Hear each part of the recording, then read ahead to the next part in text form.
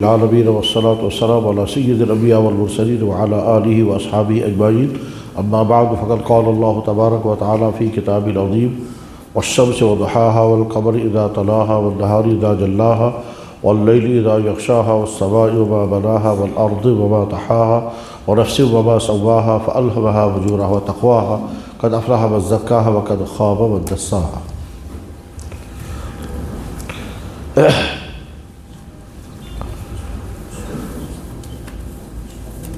عزیز بھائیوں اور دوستوں، دنیا میں جو چیز جس نے بنائی اس چیز کے بارے میں پوری معلومات اسی کے پاس ہوتی ہے، جو اس کا فاؤنڈر ہوتا ہے، جس نے وہ چیز مینوفیکچر کی، جس نے وہ پروڈکٹ تیار کیا، اس کی کوالٹی کو سب سے زیادہ کون جانتا ہے؟ کہ وہی جس نے بنایا۔ دوائی جس کمپنی نے تیار کی وہ خود جانتی ہے کہ اس دوائی کے اندر کیا خوبی ہے، کیا کمی ہے، کیا خرابی ہے۔ کوئی بلڈنگ جس آرکیٹیکٹ اور انجینئر نے بنائی وہ زیادہ جانتا ہے کہ اس بلڈنگ میں نے کیسا مٹیریل استعمال کیا اور یہ بلڈنگ کتنی مضبوط ہے اور اس بلڈنگ پر اور کتنا اوپر چڑھا سکتے ہیں۔ اگر کسی شخص نے کوئی کتاب لکھی تو وہ خود جانتا ہے کہ میں نے اس کتاب میں کیا کیا مواد لکھا ہے۔ یعنی کسی بھی چیز کو جاننے والا سب سے زیادہ وہ ہوگا جس نے وہ چیز بنائی ہے، اور یہ طے ہے، تو کوئی شک نہیں۔ جس ٹیلر نے جو کپڑا تیار کیا وہ جانتا ہے کہ اس کا سائز میں نے کیا رکھا ہے۔ جس لوہار نے لوہا خریدا وہ جانتا ہے کہ اس لوہے سے مجھے کیا بنانا ہے، اور جو بنے گا اس کی کوالٹی کیا ہوگی، کیونکہ اسے معلوم ہے کہ لوہا کس کوالٹی کا ہے۔ جس نجار نے کرسی بنائی، میز بنائی، فرنیچر بنایا، وہ جانتا ہے کہ میں نے کون سا مٹیریل استعمال کیا، کون سی لکڑی استعمال کی، اور یہ لکڑی کتنے عرصے تک کام کرتی ہے۔ جس انجینئر نے کمپیوٹر بنایا وہ جانتا ہے کہ کمپیوٹر کتنا اس کمپیوٹر کیسا کام کر رہا ہے۔ یہ چند مثالیں ذہن میں رکھ کر اب دیکھیے، انسان کو پیدا کرنے والا اللہ ہے، اور اللہ جانتا ہے کہ اس انسان کے اندر میں نے کیا کیا رکھا ہے۔ جب پیدا کرنے والا وہی ہے تو وہ جانتا ہے کہ میں نے اس کے اندر کیا کیا رکھا ہے۔ اللہ تعالیٰ خود کہتے ہیں وَلَقَدْ خَلَقْنَا الْإِنسَانَ، ہم نے انسان کو پیدا کیا، وَنَعْلَمُ مَا تُوَسْوِسُ بِهِ نَفْسُهُ، میں جانتا ہوں اس کے دل کے اندر کیا کیا خیالات آتے ہیں۔ لِلَّهِ مَا فِي السَّمَاوَاتِ وَمَا فِي الْأَرْضِ، اللہ ہی کے قبضے میں آسمان و زمین ہے۔ وَإِن تُبْدُوا مَا فِي أَنفُسِكُمْ وَتُخْفُوهُ يُحَاسِبْكُم بِهِ اللَّهُ، اگر تم کوئی چیز اپنے دل میں چھپاؤ گے تو میں اس کو بھی جانتا ہوں، میں اس کا حساب لے سکتا ہوں۔ اللہ تعالیٰ فرماتے ہیں نَحْنُ خَلَقْنَاكُم، میں نے تمہیں پیدا کیا، فَلَوْلَا تُصَدِّقُونَ، تمہیں سمجھ میں کیوں نہیں آتا، تم مانتے کیوں نہیں، تم اعلان کیوں نہیں کرتے، تم تسلیم کیوں نہیں کرتے۔ اور اگر نہیں تو اتنا سنو کہ مرد کی باڈی کے اندر پیدا ہونے والا سیمن وہ میں نے بنایا، پھر اس سیمن کو ٹرانسفر کرنے کا سارا سسٹم میں نے بنایا، اور عورت کے اندر پیدا ہونے والا وہ ایگ وہ بھی میں نے بنایا، پھر ایک جگہ سے دوسری جگہ ٹرانسفر کرنے کا سسٹم بھی میں نے بنایا۔ وہ ٹیوب کیسے کام کرے گا اور بلاک نہیں ہونا چاہیے وہ بھی مجھے معلوم ہے، اور رحم کے اندر کیسا ماحول ہونا چاہیے، کتنا ٹمپریچر ہونا چاہیے وہ بھی مجھے معلوم ہے۔ اس کے بعد جب دونوں نطفے آپس میں مل جاتے ہیں، یعنی مرد کا اور عورت کا نطفہ ملتا ہے، تو پھر کس ترتیب کے ساتھ میں اس کو بناتا ہوں اور آگے چل کر انسان بنتا ہے وہ میں جانتا ہوں۔ ان کو تو فی شک، اگر تمہیں شک ہو تو سوچو کہ میں نے نطفے سے انسان بنا، اس بیچ میں کتنے سٹیج آئے، اور وہ سارے سٹیج میں ہی جانتا ہوں۔ افرأیتم تمنون، تم سوچتے نہیں ہو کہ انسان کے پیدا کرنے میں تمہارا کام صرف اتنا ہے کہ میل اور فیمیل کا آپس میں ملاپ ہوا بس، اور اس ملاپ کے لیے بھی بہت کچھ چاہیے، وہ سارا میں نے پیدا کیا۔ یہاں تک اس ملاپ میں اگر ٹیسٹ رکھا ہے تو میرے خاص مقصد کے لیے رکھا ہے، وہ ایسے ہی نہیں ہے۔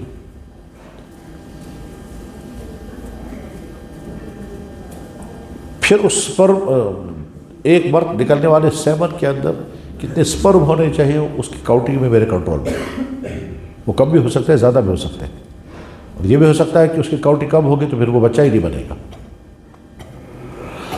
غرض یہ کہ اللہ تعالیٰ شاہ انسان کی تخلیق کے بارے میں خود تفصیل کے ساتھ بیان کرتے ہیں کہ میں نے انسان کو پیدا کیا، اور انسان کی باڈی میں کیا کیا ہونا چاہیے وہ بھی میں نے ہی مجھے معلوم تھا کہ دنیا میں آ کر دیکھنا ہے تو میں نے آنکھیں دی، سننا ہے تو کان دیے، بولنا ہے تو زبان دی، چلنا ہے تو پاؤں دیے، سوچنا ہے تو اس کے لیے دماغ دیا، اور یہ سارا جسم کام کرے گا تب جب اس کا ڈائجسٹو سسٹم صحیح ہوگا، اس کے لیے غذائیں بنائیں، اور وہ غذا جو ہے وہ تمہاری باڈی کے ٹھیک مطابق ہے۔ تمہاری باڈی کو جن جن چیزوں کی ضرورت تمہیں سمجھ میں آ رہی ہے وہ بھی میں نے پیدا کر دی ہیں، اور کچھ ضرورتیں ایسی ہیں جو ابھی نہیں سمجھ آئیں گی، وہ آگے چل کے پتہ چلے گا کہ یہ بھی ضرورت تھی، وہ آج کے میڈیکل سے پتہ چلتا ہے۔ پہلے زمانے میں انسان اتنا جانتا تھا کہ صاحب مجھے بھوک لگتی ہے، مجھے ایسی چیز چاہیے جس سے میری بھوک مٹ جائے، اور مجھے کمزوری آتی ہے، مجھے ایسی چیز چاہیے جس سے میری بدن کے اندر طاقت آئے، اور ساتھ میں وہ چیز جو میں کھاؤں اس میں مزہ بھی آنا چاہیے۔ بس یہ تین چیزیں تھیں، بھوک مٹ جائے، طاقت آ جائے، ٹیسٹ بھی آ جائے، بس اتنا۔ لیکن آج کے زمانے میں اتنا ہی نہیں ہے، اور وہ آپ کا سبجیکٹ ہے کہ اب انسان کی باڈی کو بہت کچھ چاہیے، اس کی لمبی لسٹ ہے، اس کو پروٹین بھی چاہیے، اس کو کیلشیم چاہیے، اس کو آئرن چاہیے، اس کو فاسفورس چاہیے، اس کو زنک چاہیے، اس کو پوٹاشیم چاہیے، اس کو وٹامن چاہیے۔ ایک چیز بھی کم ہو جاتی ہے تو انسان کی صحت ٹھیک نہیں رہتی۔ اب آج چونکہ تحقیقات کا زمانہ، اس لیے ہم تفصیل کے ساتھ جانتے ہیں کہ انسان کی باڈی کو یہ وٹامن چاہیے، یہ فلانی چیز میں ہے، انسان کی باڈی کو فلاں وٹامن چاہیے، فلاں چیز میں ہے۔ میں ایک مرتبہ مکہ مکرمہ میں تھا تو میری ٹانگوں میں درد ہوا، تو ہمارے ساتھ ایک بڑے ڈاکٹر تھے، وہ میڈیکل کالج کے پرنسپل بھی رہے ہیں سری نگر میں، ان کا نام ڈاکٹر منیر مسعودی، اور وہاں ویلی میں بہت لوگ ان کے شاگرد ہیں۔ تو ہم ایک ساتھ حج میں تھے، تو میں نے ان کہا ڈاکٹر صاحب مجھے ٹانگوں میں درد ہو گیا، تو انہوں نے کہا ہاں ٹھیک ہے آپ کیلے کھائیں۔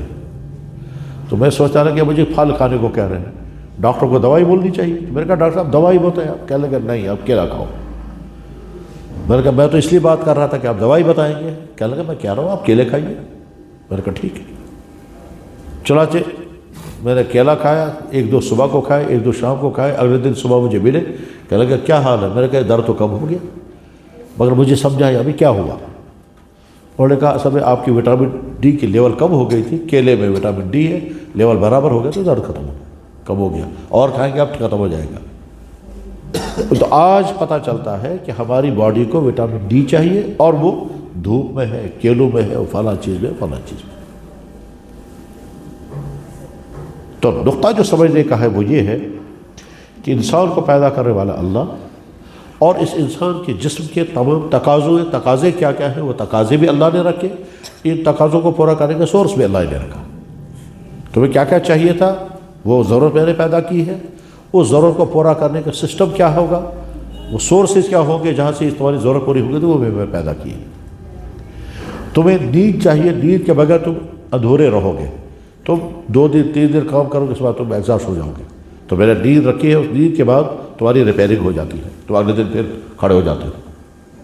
تو نیند کے لیے پورا سسٹم بنایا، اس کو بھی قرآن میں اللہ تعالیٰ بیان فرمایا۔ اگر میں رات نہیں لاؤں گا تو سو گے کیسے، اور اگر رات لاؤں گا مگر نیند نہیں دوں گا تو کرو گے کیا؟ آپ آگے چل کر کے جب اپنے پروفیشن میں جائیں گے تو آپ کے ایسے لوگ بھی آئیں گے جناب نیند ہی نہیں آتی۔ تو ایسے بھی لوگ ہیں کہ جن کو پتھروں پر نیند آتی ہے، اور ایسے بھی لوگ ہیں کہ جن کو اے سی کے ڈنلپوں میں بھی نیند نہیں آئے گی، اس وقت تڑپتے ہیں کاش وہ میٹھی نیند پھر مل کے کبھی مل جاتی۔ صحیح۔ تب اس پوری گفتگو کا خلاصہ کیا نکلا؟ خلاصہ یہ نکلا کہ انسان کو پیدا کیا اللہ نے، اور اللہ جانتے ہیں اس انسان کے اندر کیا کیا رکھا ہے میں نے۔ ان میں سے ایک چیز جس کو اللہ تعالیٰ شانہ کہتے ہیں میں نے انسان کے اندر یہ چیز رکھی ہے، اس چیز کو اللہ تعالیٰ کہتے ہیں 8 چیزوں کی قسم کھا کر کہتے ہیں میں نے انسان کے اندر یہ چیز رکھی ہے، 8 چیزوں کی قسم۔ والشمس وضحاها، قسم ہے سورج کی اور اس کے چمکنے کی، واللیل اذا یغشاها، قسم ہے رات کی اور اس کے اندھیریوں کی، قسم ہے آسمان کی اور اس کی بلندیوں کی، قسم ہے زمین کی اور اس کے بچھونے کی۔ 8 چیزوں کی قسم کھا کر پھر کہتے ہیں تمہارے نفس کے اندر میں نے 2 چیزیں رکھی ہیں، ایک تم اچھے بھی بن سکتے ہو اور تم بہت خراب بھی بن سکتے ہو، یہ دونوں چیزیں تمہارے دل میں نے رکھی۔ وَنَفْسٍ وَمَا سَوَّاهَا فَأَلْهَمَهَا فُجُورَهَا وَتَقْوَاهَا، قسم ہے تمہارے اس نفس کی جو میں نے تمہارے اندر رکھا ہے، اور اس نفس کے اندر میں نے دو باتیں رکھی ہیں، تم اس کو اچھے سے اچھا بھی بنا سکتے ہو، خراب بھی ہو سکتے ہو۔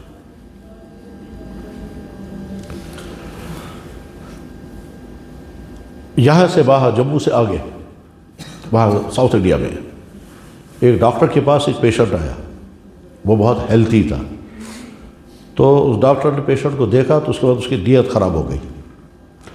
اسے پیشنٹ کو ملاحظہ کرنے کے بعد اس نے کہا کہ مجھے درد میں درد ہے، تو اس کو کوئی کڈنی میں گرمی ہو گئی تھی یا انفیکشن ہو گیا تھا، اس طرح کا کوئی درد تھا، تو اس نے کہا ہاں تمہاری کڈنی میں کچھ ہو گیا ہے تو میں اس کا علاج کروں گا، سرجری کرنی پڑے گی۔ چنانچہ اس نے اس کو سرجری کی اور کڈنی نکال لی۔ کیوں؟ اس کو کڈنی بیچنی تھی کہیں، اور اس کے بعد اس کو سی وی کر کے اسٹیچ وغیرہ لگا کر کے دوائی بھی مفت دے دی، اور ساتھ نے کہا کہ دیکھو میں کوئی فیس تم سے نہیں لوں گا، تم لگتا ہے مجھے غریب آدمی۔ وہ بیچارہ خوش ہو گیا کہ سرجری بھی ہو گئی، دوائیاں بھی مجھے دی، فیس بھی نہیں لی، ٹھیک، مگر اسے کہاں پتا تھا کہ اس نے میرے ساتھ کیا کیا۔ یہ میں نے اخبار میں پڑھا تھا، ہوا تھا ساؤتھ انڈیا میں کہیں۔ اور اس کے مقابلے میں دوسرا ڈاکٹر ہے، وہ کہتا ہے کہ میرا کنسرن یہ ہے کہ میرا پیشنٹ ٹھیک ہو جائے، اور جس دن میں یہ ٹھیک ہوگا مجھے بڑی خوشی ہوگی کہ میری محنت ٹھکانے لگ گئی۔ انسان کے اندر اللہ نے نفس رکھا ہے، نفس کو اندر اچھا بننے کی صلاحیت بھی ہے اور خراب بننے کی صلاحیت بھی ہے۔ جب یہ اچھا بنے گا تو ہر جگہ یہ اچھا ہی ہوگا، اور جب یہ خراب ہوگا تو ہر جگہ یہ خراب ہی ہوگا۔ وَنَفْسٍ، قسم ہے مجھے انسان کے اندر رکھے جانے والے نفس کی، وَمَا سَوَّاهَا، جو کچھ بھی اس میں نے رکھا ہے، فَأَلْهَمَهَا فُجُورَهَا وَتَقْوَاهَا، میں نے فجور اور تقوی دونوں اس کے اندر رکھے ہیں۔ اگر اس کے اندر تقوی ہوگا تو یہ ہر جگہ ویسے ہی ہوگا۔ یہ اپنی آنکھوں کا استعمال غلط نہیں کرے گا کیونکہ وہ جانتا ہے میرا اللہ مجھے دیکھ رہا ہے۔ یہ اپنے کانوں کا غلط استعمال نہیں کرے گا کیونکہ وہ جانتا ہے میرا اللہ مجھے دیکھ رہا ہے۔ وہ اپنے پیسے کا غلط استعمال نہیں کرے گا کیونکہ وہ جانتا ہے میرا اللہ مجھے دیکھ رہا ہے۔ اس کے ہاتھ میں پاور آئے گا، کرسی آئے گی، وہ اس کا غلط استعمال نہیں کرے کیونکہ وہ جانتا ہے میرا اللہ مجھے دیکھ رہا ہے۔ حضرت عمر فاروق رضی اللہ عنہ رات کو بیٹھ کے حساب لکھ رہے تھے، اور فوجوں کی تنخواہیں کتنی گئی کتنی باقی، یہ حساب لکھ رہے تھے۔ اس کے بعد دروازہ باہر سے کسی نے کھٹکھٹایا تو حضرت عمر کو تھوڑا سا غصہ بھی آیا، لیکن ساتھ میں سوچا ہو سکتا ہے کوئی مجبور انسان ہوگا، اس لیے اٹھے، دروازہ کھولا تو وہ حضرت علی تھے۔ آپ نے مجھ سے پوچھا آپ کیوں آئے؟ کہنے لگے ضروری کام ہے۔ حضرت عمر نے پوچھا ذاتی کام ہے یا پبلک کا کام؟ انسان عوام کا کام لے کر آئے یا اپنے کو ذاتی؟ انہوں نے کہا نہیں ذاتی۔ تو فرمایا ٹھیک ہے آ جائیے۔ اندر جا کر پہلے انہوں نے چراغ بجھا دیا اور پھر کہا اب بیٹھے۔ تو حضرت علی نے فرمایا، عرض کیا کہ آپ نے یہ چراغ کیوں بجھایا؟ تو حضرت عمر نے فرمایا یہ چراغ بیت المال کا ہے، یہ گورنمنٹ کا ہے، اور تم ذاتی کام کے لیے آئے ہو تو مجھے ذاتی گفتگو تم سے کرنی ہے، تو اس کے لیے میں چراغ کیسے جلاؤں گا؟ حضرت علی نے کہا پھر آپ اپنا چراغ جلائیے۔ تو حضرت عمر نے کہا کہ میرے پاس ذاتی چراغ نہیں، اور اس وقت حضرت عمر کی حکومت آدھی دنیا پہ چل رہی تھی، دس ورلڈ حضرت عمر کے کنٹرول میں تھا۔ معلومات کے لیے آپ یاد رکھ سکتے ہیں کہ ہمارے نبی جب دنیا سے گئے ہیں تو 10 لاکھ مربع میل پر اسلامی حکومت تھی، اور جب ہمارے نبی دنیا سے چلے گئے تو پھر صدیق اکبر خلیفہ بنے، تو ان کے زمانے میں اسلامی حکومت 12 لاکھ مربع میل پر بنی۔ پھر حضرت عمر جب دنیا سے رخصت ہوئے ہیں تو اس وقت اسلامی حکومت 27 لاکھ مربع میل بن گئی تھی، ڈبل سے بھی اوپر۔ آپ اس کو یاد رکھ سکتے ہیں کہ ہمارا حضرت عمر کے زمانے میں اسلامی حکومت پورا ایران، پورا عراق، پورا سنٹرل ایشیا، آج کا ازبکستان، تاجکستان، یہ سب، اس کے بعد پھر تمام گلف کنٹریز، تمام عرب ممالک، پھر ادھر سے نارتھ افریقہ، مصر، اسکندریہ، مراکش تک۔ اگر آپ نے جغرافیہ پڑھا ہوگا یا میپ سامنے رکھیں گے تو سمجھ سکتے ہیں کہ یہاں سے لے کر یہاں تک حضرت عمر کی حکومت تھی۔ کچھ لوگوں نے کہا ہے کہ جیسے یہاں اس وقت 5 ملک ہیں، نیپال، بنگلہ دیش، انڈیا، پاکستان، اور افغانستان، یہ 5 ملک جتنا بڑا بنتا ہے، اتنا بڑا حضرت عمر کا ایک صوبہ تھا، اور ایسے ایسے 8 صوبے تھے. یہ حضرت عمر کی حکومت تھی. اتنی بڑی حکومت کا حکمران ہے اور اس کے گھر میں چراغ نہیں. تو کیا کمی تھی وہاں؟ جواب میں کوئی کمی نہیں تھی، لیکن وہ کہتے تھے کہ میں اس کا غلط استعمال کیسے کر سکتا ہوں. اللہ یہ فرماتے ہیں کہ میں نے انسان کے اندر نفس رکھا ہے، اور یہ نفس اچھے سے اچھا بھی بن سکتا ہے، خراب بھی خراب بن سکتا ہے. میں نے اس کو اچھا بنانے کی بھی صلاحیت رکھی ہے، اور یہ خراب سے خراب بھی بن سکتا ہے. کہ اچھے راستے پر چلے گا تو بہت اچھا بن جائے گا، اس کے بعد پھر یہ اپنی ہر چیز کا صحیح استعمال کرے گا. اس کے بعد پیسہ ہوگا تو پیسے کا استعمال نہ فضول خرچی میں کرے گا، نہ عیاشی میں کرے گا، نہ غلط چیزوں میں کھانے پینے میں کرے گا. اور اگر اس کے پاس کرسی ہوگی تو کرسی کا غلط استعمال نہیں کرے گا. یعنی نیچے آ کر کے ہم یہ کہیں گے اس کے ہاتھ میں موبائل ہوگا تو موبائل کا غلط استعمال نہیں کرے گا. یہ اکیلے میں ہے تو اپنے اکیلے ٹائم کے غلط استعمال نہیں کرے گا. اس وقت اللہ تعالیٰ فرماتا ہے نفس وما سواہا، قسم ہے مجھے انسان کے اندر پائے جانے والے نفس کی، اور جو میں نے اس میں رکھا ہے. فَأَلْهَمَهَا فُجُورَهَا وَتَقْوَاهَا، پھر فرمایا قَدْ أَفْلَحَ مَنْ زَكَّاهَا، تم صحیح تب بنو گے کہ جب نفس کو ان تمام برائیوں سے بچاؤ. جب ہم کہیں گے کہ انسان بہت اچھا ہے تو اس کے معنی یہ ہے کہ اس کی نفسانیت کنٹرول میں آ گئی ہے. اور جب ہم کہیں گے بہت خراب ہے تو اس کے معنی ہے کہ وہ خود نفسانیت کے کنٹرول میں ہے. یعنی سمجھئے ہم اور ہمارا نفس ایسے ہے جیسے ایک سوار ہے اور گھوڑا ہے. اگر کسی آدمی نے اپنے آپ کو گھوڑے کے تابع کر دیا تو جدھر گھوڑا دوڑے گا اسے وہ چلتا رہے گا، تو یہ نہیں معلوم کہاں سے گڈھے میں گرے گا.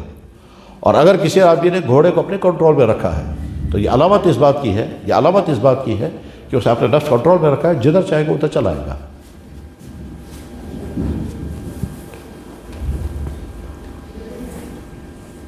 آج کے زمانے میں جو نئی نسل ہے، ینگ جنریشن، ان کے 3 مسائل ہیں.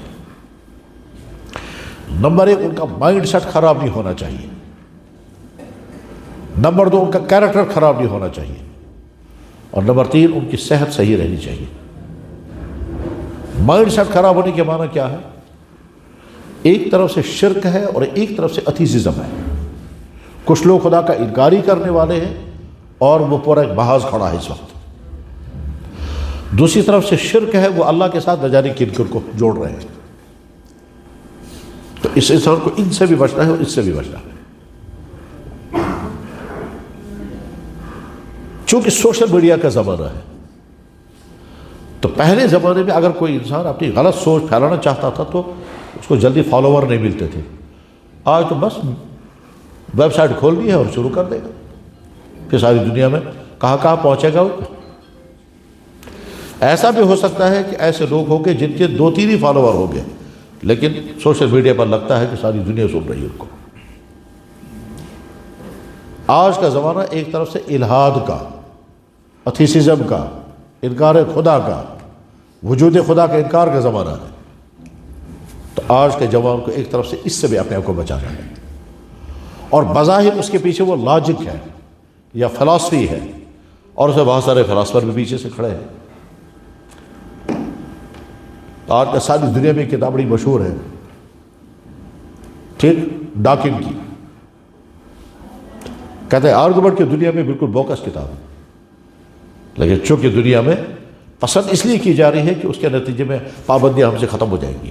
اب ہمارے لیے کوئی پابندی نہیں رہے گی کیونکہ مذہب پابندی ہے. جناب انسانوں کو فری سیکس چاہیے، ان کو برہنہ ناز چاہیے. وہ چاہتے ہیں LGBTQ+، اور مذہب اس میں بیان ہے. اب ہم فی الحال دوسرے مذہبوں کی بات نہیں، ہم تو اپنے دین کی بات کریں گے. ہمارا اسلام وہ تو سوال ہی نہیں پیدا ہوتا کہ وہ ذرا سے بھی دائیں بائیں جانے دے گا، کیونکہ جو دین جتنا پختہ ہوگا اتنی وہ حساس ہوگا، اپنی سرحدیں ٹائٹ رکھے گا. ہمارا دین ایک طرف سے یہ کہتا ہے کہ تم اپنی جنسی ضرورتوں کو پورا کرنے کے لیے 4 نکاح کر سکتے ہو مگر گناہ نہیں کرنا. ہمارا دین اس بارے میں اتنا حساس ہے. وہ یہ کہتا ہے کہ اگر کسی کی بیوی سے مر گئی، اب اس کے مر گئی، اب کبھی بھی اس کے بارے میں خیال نہیں لانا کہ میں نے پرائیویٹ زندگی اس کے ساتھ گزاری، پھر ہم اس طرح سے رہتے تھے، پھر یہ کرتے تھے، نہیں وہ بھی نہیں سوچنا، کیونکہ اب وہ دنیا میں نہیں۔ اگر تمہاری کسی بیوی کو ڈیورس ہو گیا ہے، اب اس کے ساتھ جو تم نے پرائیویٹ زندگی گزاری ہے اس میں خوشی کے لمحات بھی ہوں گے اور دوسرے اوقات بھی گزرے ہوں گے، تو آپ ان خوشی کے لمحات کو سوچ سوچ کر خوشی محسوس نہیں کریں گے، کیونکہ آپ جس کے بارے میں آپ سوچ رہے ہیں وہ اب آپ کی بیوی ہے ہی نہیں۔ اتنا حساس ہے ہمارا دین، ہمارا دین اتنا حساس ہے اس معاملے میں۔ وہ کہتا ہے لڑکوں کو خبردار، اگر جانور میل فیمیل دوڑ رہے ہوں اور میل فیمیل کا پیچھا کر رہا ہو تو اس کو مت دیکھو، کیونکہ اس کے نتیجے میں تمہارا مائنڈ سیٹ میں خرابی آ جائے گی۔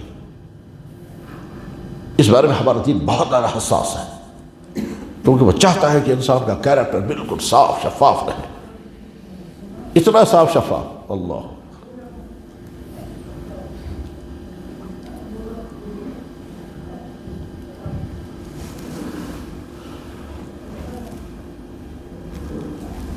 ابھی کچھ دنوں پہلے ہم مکہ مکرمہ میں تھے،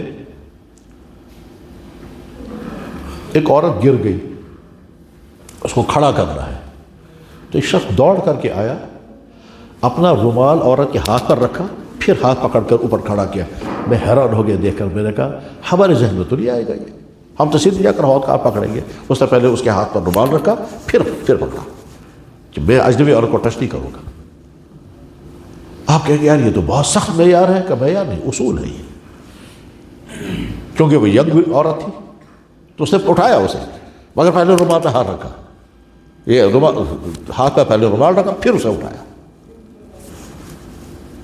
تو میں سوچا ہو سکتا ہے میں نہیں کر پاتا، یہ مجھے خیال ہی نہیں آتا، یار میں جو کہ تو ہی اٹھا لیتا۔ تو ہمارا دین اس سلسلے میں بہت زیادہ حساس ہے، وہ یہ چاہتا ہے ایک طرف سے آپ کی ضرورت فل انداز میں پوری ہو، مگر غلط نہیں، ایک طرف سے آپ کا دل بالکل صاف، ایک طرف سے ہماری نگاہیں بالکل صاف، ہمارا ذرا سے بھی رجحان کسی اور کی طرف نہ جائے، اور جہاں ضرورت ہے اس ضرورت کو پورا کرنے کے لیے آپ جلد سے جلد نکاح کریں۔ پھر عورت کو حکم دیا گیا کہ ہر وقت اپنے شوہر کی ضرورت پورا کرنے کے لیے ریڈی رہے۔ ان کو کہا گیا کہ جب چاہیں آپ اپنی ضرورت پوری کرو، اور ایک سے نہیں تب 2 کرو، 3 کرو، 4 تک کر سکتے ہو، مگر گناہ نہیں کرنا۔ ایک طرف سے ہمارا دین پابندیاں لگاتا ہے، دوسری طرف سے کھلا راستہ دیتا ہے تاکہ انسان جرم نہ کرے۔ یہ آج کا زمانہ ہے انسانوں کا دور، کیا کہتے ہیں کہ صاحب آپ دوسرا نکاح نہیں کر سکتے، ہاں چاہے 10 جگہ غلط تعلقات رہے اس میں کوئی اعتراض نہیں، دوسرا نکاح نہیں کر سکتے۔ یہ انسانوں کا حال ہے۔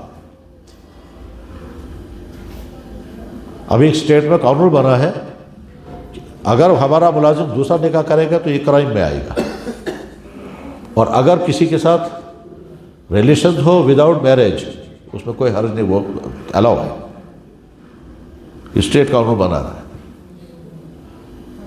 انسانوں کا قانون یہی ہے۔ ایک انسان کہتا ہے جناب مجھے 2 روٹیاں چاہیے، اس کے لیے قانون بنا کہ آپ دوسری روٹی خرید نہیں سکتے، آپ 1 روٹی خرید سکتے ہیں۔ ہاں آپ کو زیادہ بھوک لگی ہے تو چوری کر کے آپ کھا سکتے ہیں، لیکن خرید نہیں سکتے آپ۔ ایک شخص یہ کہتا ہے کہ جی میں اگر 1 سے زیادہ نکاح کرنا چاہتا ہوں، تو کہتا ہے بالکل نہیں، آپ جرم کریں گے۔ جناب اگر ضرورت پوری کر رہے ہو، کہا آپ کسی اور طرح سے پوری کریں، مگر دوسرا نکاح نہیں کر سکتے آپ۔ انسانوں کا حال یہ۔ تو اللہ یہ فرماتے ہیں کہ میں نے انسان کو پیدا کیا، اس انسان کے اندر کوالٹی کیا کیا ہے وہ سب میں جانتا ہوں، اس کے اندر میں نے ایک نفس رکھا ہے، یہ نفس اچھے راستے کی طرف بھی چلے گا، برے راستے کی طرف چلے گا۔ اچھے راستے کی طرف چلے گا تو اس کے لیے سورس بھی ڈھونڈے گا، دماغ پلاننگ کرے گا اور پہنچ جائے گا، کیونکہ میں نے وسائل رکھے ہیں اس کے پاس، وہ تدبیریں ڈھونڈے گا۔ تدبیر ڈھونڈنے کی مثال میں بتاتا ہوں۔ ایک لڑکے نے جب توبہ کی تب اس نے بتایا، کہنے لگا جی میرے جس کے ساتھ تعلقات چل رہے تھے اس نے مجھے کہا کہ میرا موبائل تھا وہ گھر والوں نے چھین لیا، تو اب میں تم کو کال اگر کروں گی تو موبائل ہی نہیں ہے، تو میں نے سوچا میں اس کو موبائل لا کر دوں گا، لیکن لاؤں گا کیسے؟ کہتے ہیں میں نے اپنے والد سے کہا کہ مجھے ڈکشنری لینی ہے، انگلش ٹو اردو ڈکشنری لینی ہے۔ تو باپ نے کہا بہت اچھا، کب لینی ہے؟ انہوں نے کہا بس جلدی، کل کتنے ملے گی؟ اس نے کہا 1,500-2,000 روپے کی۔ عبدالحق کی ڈکشنری انگلش ٹو اردو بڑی مشہور ڈکشنری ہے۔ मौलाना अब्दुल हक के गुजरे हैं, बाबा उर्दू के नाम से उनके मशहूर है। उनकी डिक्शनरी इंग्लिश टू उर्दू सबसे बड़ी डिक्शनरी मानी जाती है, और इंग्लिश टू उर्दू। क्या लगा, मेरे वालिद ने मुझे 2-3 हज़ार रुपये दिए, ले आओ बेटा जाकर। कहते हैं मैंने वो डिक्शनरी लाई, ठीक डिक्शनरी लाई, तब मुझे आसमान डिक्शनरी तो नहीं लानी थी, मैंने डिक्शनरी लाई और अब्बा जान को दिखाई। अब्बा जान कहे बहुत अच्छा ले आए तुम डिक्शनरी के? जी। फिर मैं वापस आया, वापस आकर मैंने क्या किया, कहते मैंने डिक्शनरी तो नहीं ख़रीदी थी, मैं अपने सर के पास गया, सर से कहा सर मुझे डिक्शनरी चाहिए 2-3 दिन के लिए। वहाँ से वो ले आया और अब्बा जान को दिखाई, ये है डिक्शनरी जो मैं ख़रीद कर लाई। उन्होंने कहा बेटा बहुत अच्छा है। अब्बा जान ने 2-3 हज़ार रुपये दिए थे, वो 2-3 हज़ार का मोबाइल ख़रीद के मैंने उसको भेजा। अब डिक्शनरी सर की थी तो अब वापस कैसे करूँगा? तो अब्बा जान से कहा मैंने, वो जो हमारे सर हैं वो कह रहे हैं कि बेटा तुम्हारे पास डिक्शनरी बहुत अच्छी है, मुझे दे दो ये, तो अगर आप इजाज़त देंगे तो मैं सर को डिक्शनरी दे दूँ। बाप ने कहा बहुत अच्छा दे दो, मैं तुम्हारे लिए दूसरी लाऊंगा, तुम दूसरी ले लेना। वो डिक्शनरी सर को दे दी, ठीक 2-3 हज़ार रुपये का मोबाइल खरीद कर उसको भेजा। कैसे तिकड़म किया उसने अपने बाप के साथ। क्या करना है, जिसके साथ बात करनी है उसको बात मोबाइल पहुँचाना। ये तब है कि जब नोकिया का मोबाइल चलता था, अब आज तो स्मार्टफोन चल रहा है। पहले जब आया था तो वो छोटा सा नोकिया का मोबाइल आपको हो सकता है याद होगा। यानी मैं समझाना ये चाहता हूँ कि इंसान का नफ्स इंसान को कैसे गलत तरकीब सिखाता है जब इंसान गलत रास्ते पर चलता है, और जब इंसान का नफ्स सही होता है तो वो कैसे क्या क्या तदबीरें करता है।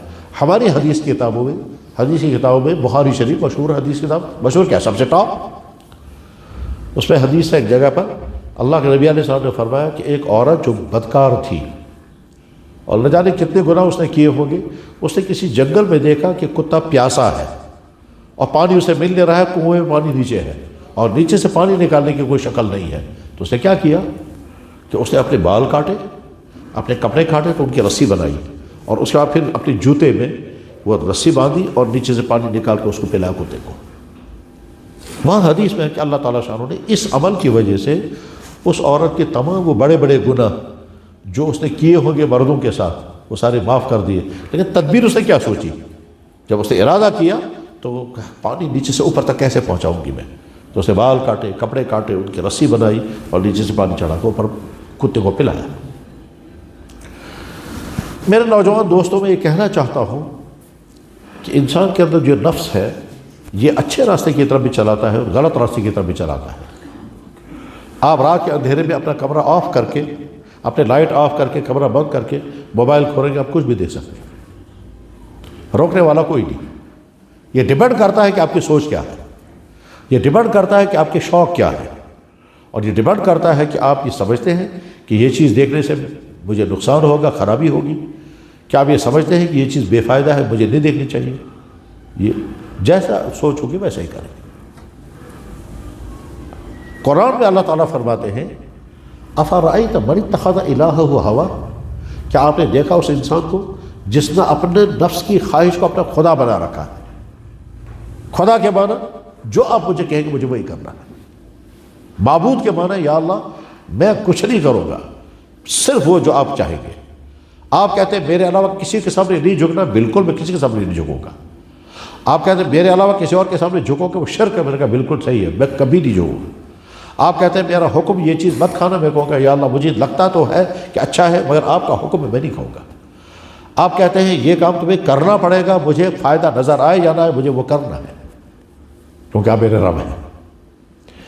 अल्लाह ताला फरमाते हैं कि कुछ लोग अपने नफ्स को अपना रब बनाते हैं और जो उनका नफ्स कहता है ये करो, वो कहते हैं जनाब मैं करना है। एक कहता है मैं वो करूँगा जो मेरा रब कहेगा, एक कहता है मैं वो करूँगा जो मेरा नफ्स कहेगा। तो आपने नफ्स को अपना रब बना दिया।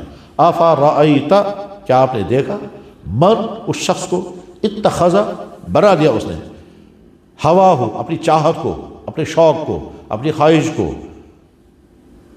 इलाह हो हवा, अपना इलाह बनाया उसने हवा को। हवा कहते हैं, एक तो है उर्दू की हवा, ये नहीं है, अरबी के हवा के माने है चाहतें, शौक़, ख्वाहिशात, हवाए नफ्स यानी दिल के तमन्ना।